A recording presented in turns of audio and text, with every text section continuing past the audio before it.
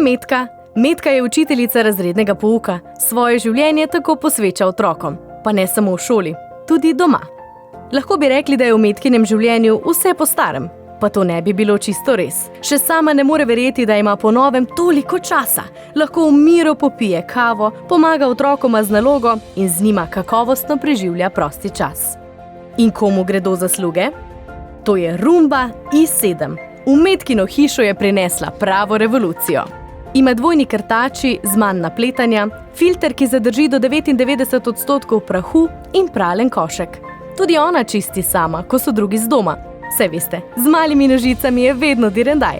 Metka jo vključi preko aplikacije, saj želi, da se izrecno izogiba pasjemu kotičku, tako da označi cono izogibanja in Roomba vse uboga.